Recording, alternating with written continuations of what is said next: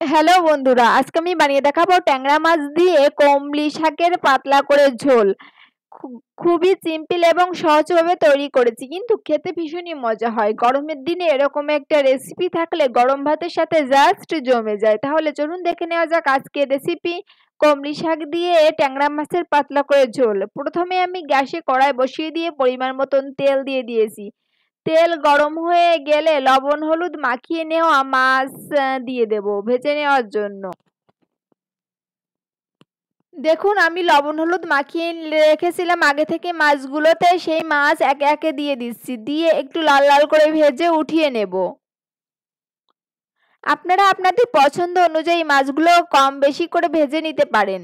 আমি ভালো করে মাছগুলো একটু ভেজে নিয়েছি, এখন উঠিয়ে নেব। দেখুন, এই তেলেই আমি অ্যাড করে দিয়েছি আগে থেকে কেটে রাখা আলু এবং কয়েকটা কাঁচা লঙ্কা চেরা। দিয়ে একটু নাড়িয়ে চাড়িয়ে ভেজে নিয়ে আমি অ্যাড করে দিয়েছি কেটে রাখা কমলি শাক। আগে থেকে ধুয়ে রেখেছিলাম সেই কমলি শাক অ্যাড করে দিয়েছি। দিয়ে পরিমাণ মতো লবণ হলুদ অ্যাড করে দেব। পরিমাণ মতো লবণ হলুদ দিয়ে ভালো করে নাড়িয়ে চাড়িয়ে হালকা করে একটু ভেজে নিতে হবে। এইভাবে সবকিছু ভালো করে একটু ভেজে নিতে হবে। ভেজে পরিমাণ মতন জল অ্যাড করে দেব। দেখুন, আমার ভেজে নেওয়া হয়ে গিয়েছে, এখন পরিমাণ মতন জল অ্যাড করে দিচ্ছি। পরিমাণ মতন জল অ্যাড করে দিয়ে ঢাকনা দিয়ে ঢেকে কিছুক্ষণ রান্না করব। দেখুন, ঢাকনা দিয়ে দিয়েছি। এখন এইভাবে ঢাকনা দিয়ে কিছুক্ষণ রান্না করে আমি ঢাকনা খুলে নিয়েছি। এ পর্যায়ে আমি ভেজে রাখা মাছগুলো অ্যাড করে দিয়েছি। ভেজে রাখা মাছগুলো অ্যাড করে দিয়ে আবারও ঢাকনা দিয়ে ঢেকে কিছুক্ষণ রান্না করব। এইভাবে আবারও কিছুক্ষণ রান্না করে আমি ঢাকনা খুলে নিয়েছি।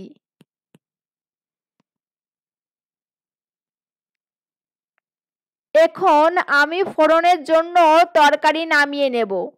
তরকারি নামিয়ে নিয়ে আবারও কড়াই বসিয়ে দিয়েছি। এবার পরিমাণ মতন তেল অ্যাড করে দিয়েছি ফোড়নের জন্য। তেল গরম হয়ে গেলে আমি এতে কয়েকটা রসুন কুচি অ্যাড করে দেব।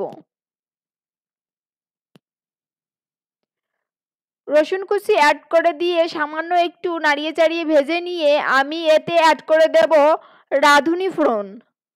দেখুন, রাঁধুনি ফোড়ন দিয়ে দিয়েছি। দিয়ে সবকিছু ভালো করে নাড়িয়ে চাড়িয়ে নিয়ে আমি তরকারি অ্যাড করে দেব। তরকারি অ্যাড করে দিয়ে আবারও কিছুক্ষণ জ্বালিয়ে ঝোল শুকিয়ে নামিয়ে নিলেই তৈরি হয়ে যাবে কমলি শাকের তরকারি ট্যাংরা মাছ দিয়ে।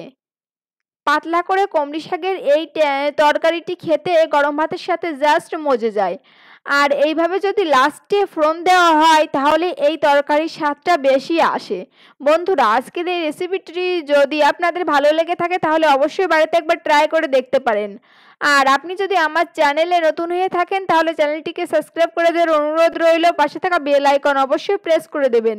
এতে করে আমি যখনই কোনো নতুন ভিডিও দেব সবার আগে পৌঁছে যাবে আপনার কাছে। দেখুন, এইভাবে আমি কিছুক্ষণ জাল করে ঝোল শুকিয়ে নিয়েছি। এখন নামিয়ে নেব। দেখুন কত সুন্দর হয়েছে দেখতে, খেতে ভীষণই মজা হয়। ভালো লাগলে বাড়িতে অবশ্যই একবার ট্রাই করে দেখবেন। ধন্যবাদ সবাইকে।